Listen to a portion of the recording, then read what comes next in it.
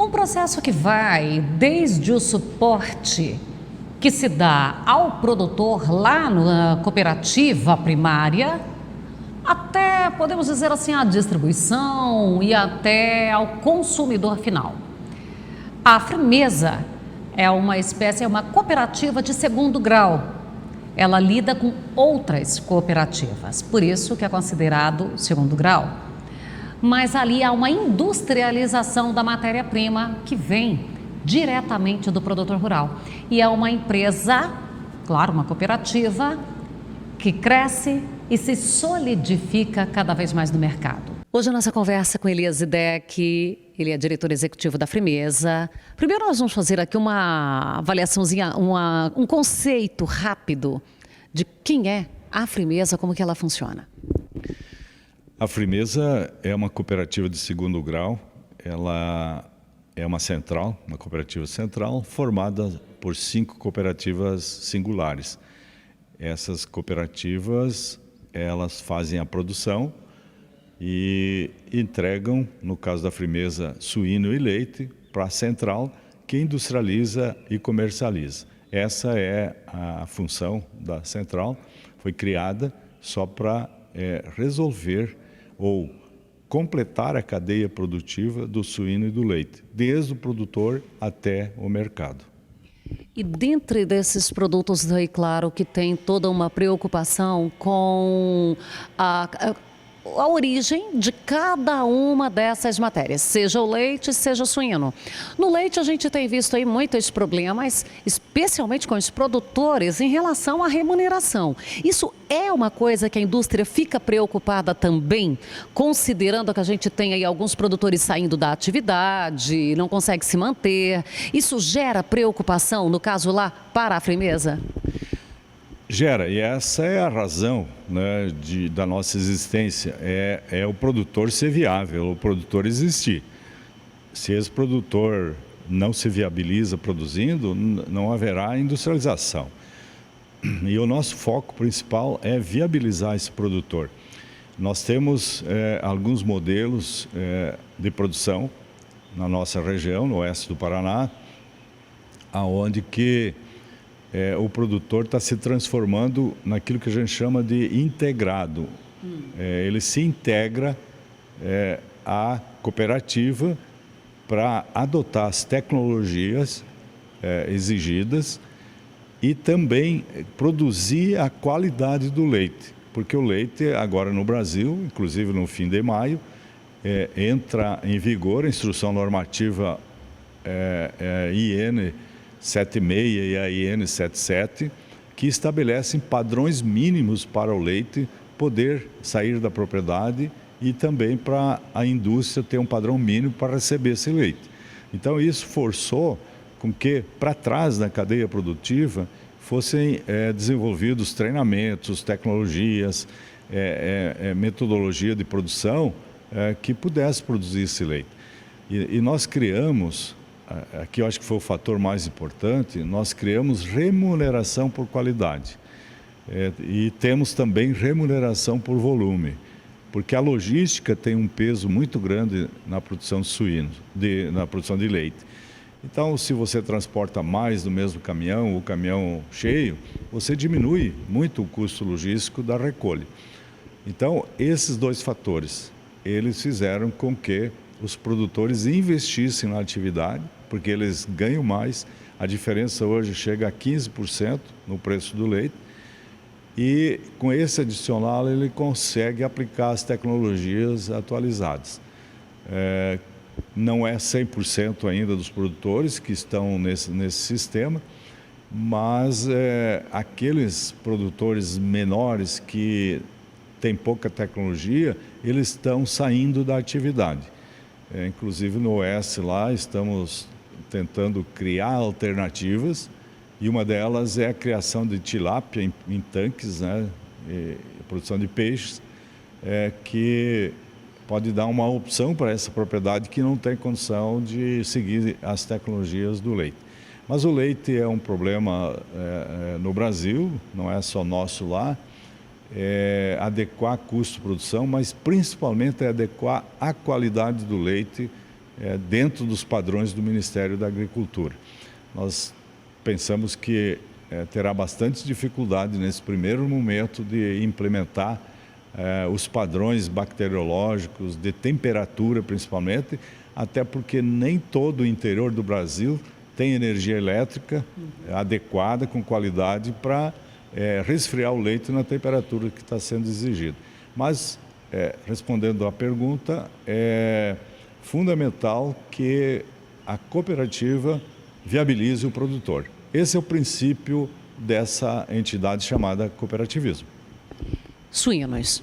Nós estamos vendo notícias já há alguns meses falando de peste suína na China. Inclusive, a gente sabe que tem alguns vídeos que veiculam, que circulam, que nem condizem com a atualidade, nem com o que é de fato. Esses casos de peste suína clássica lá na China, afeta o Brasil? Como que afeta?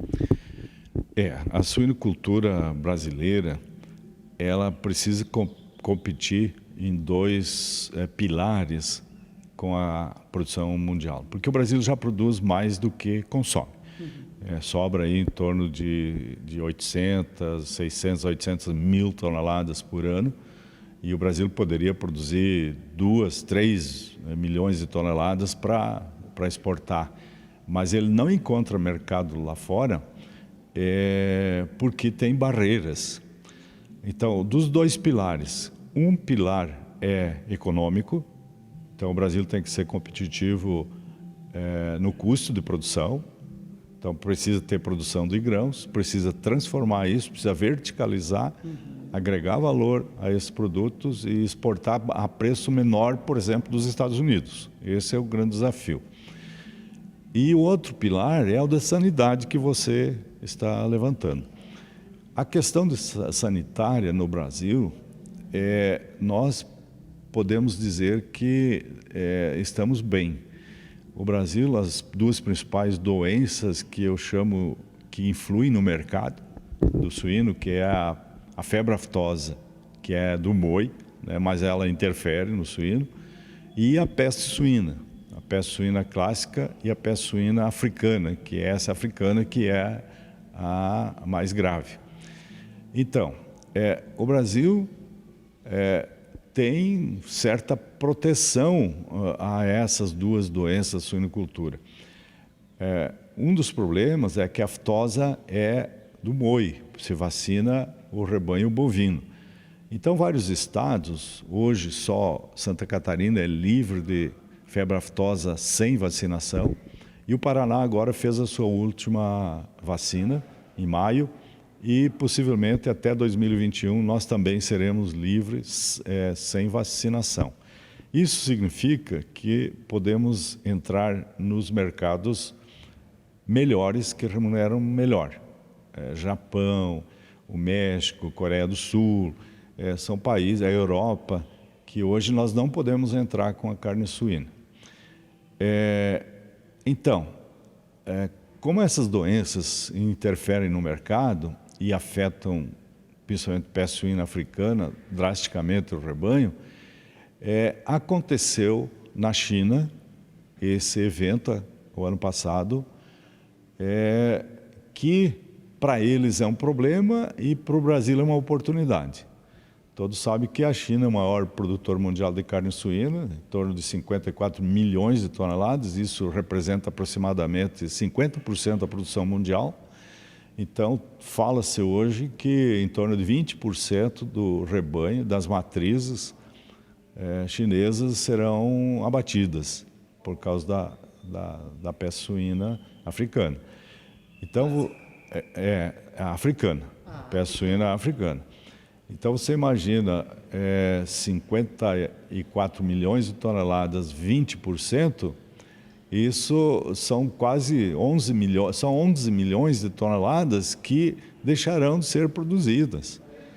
E, para ter um comparativo, o mundo inteiro, o volume de carne suína comercializada anualmente é 8 milhões e meio de toneladas.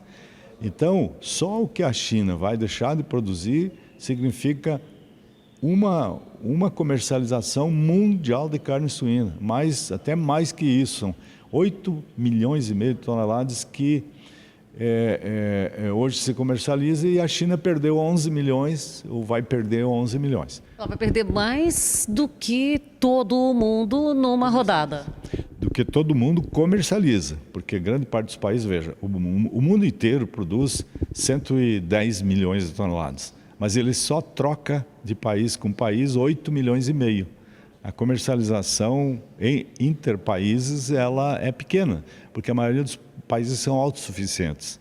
Então é relativamente pequena, em torno de 7,5% da produção mundial é a que circula no mundo, né? Então foi um impacto muito grande, isso é histórico. Eu não lembro da história recente que tenha havido um problema dessa gravidade.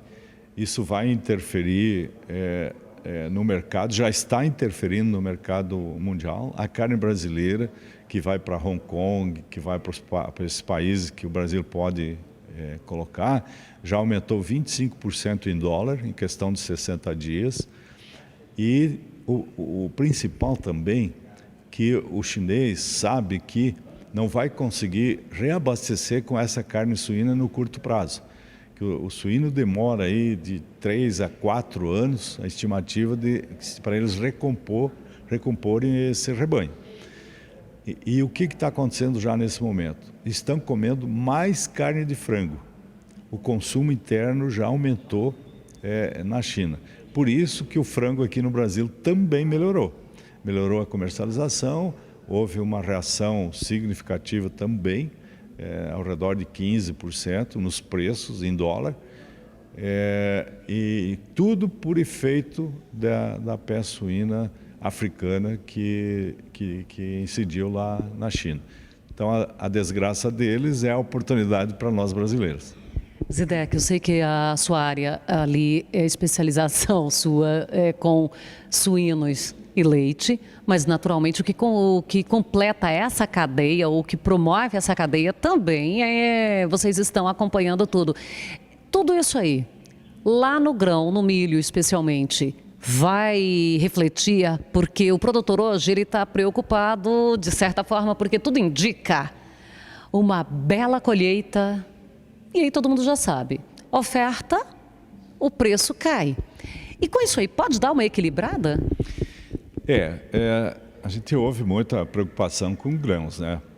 Que hoje o nosso grande importador, principalmente de soja, é a China. E se ela não tem suíno para consumir grão, ela vai deixar de exportar? Quer dizer, essa é a pergunta. Vai sobrar soja ou milho aqui no nosso país?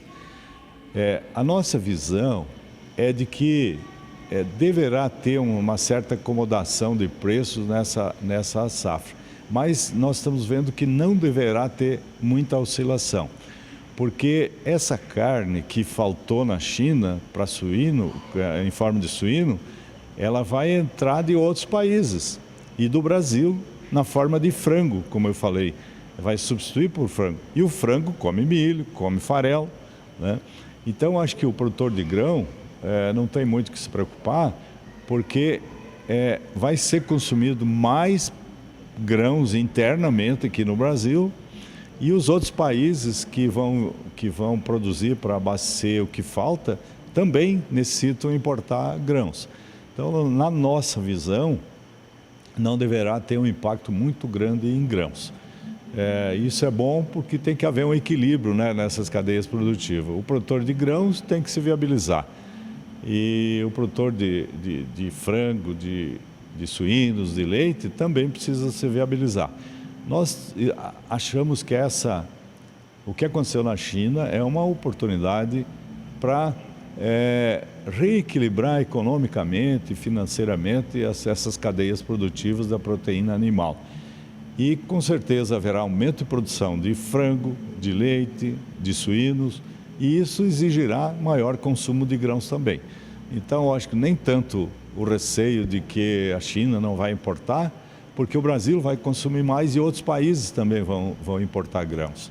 Então, acho que vai acontecer esse equilíbrio sem maiores problemas. E para a gente terminar aqui, quais são as principais orientações para quem está lá no mercado de suínos para manter a sua sanidade, para ter todo o seu cuidado? Nós temos um patrimônio no Brasil que muitas vezes nós, da cadeia produtiva, não o valorizamos quanto devíamos, que chama-se sanidade. E sanidade, você tem que trabalhar com prevenção. Você tem que trabalhar para que ela não chegue na sua propriedade, ou no seu estado, na sua região.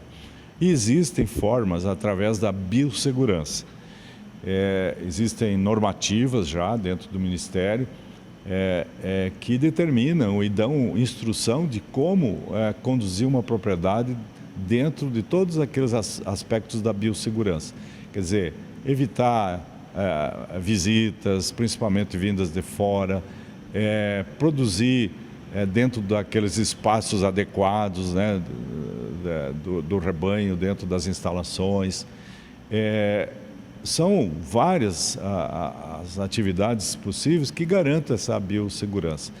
Então, acho que nós temos que todos trabalhar muito mais com esse patrimônio que se chama sanidade. E no nosso entendimento, sanidade não é uma obrigação do setor político, ou do setor público, ou do setor privado. Sanidade é uma responsabilidade de todos. E essa é a mensagem que tem que ficar. O Brasil precisa investir cada vez mais em sanidade, principalmente nas propriedades, nas indústrias, no trânsito de animais, de produtos prontos. Eu acho que essa preocupação vai aflorar cada vez mais no Brasil, para a gente manter esse nosso grande patrimônio que é a sanidade.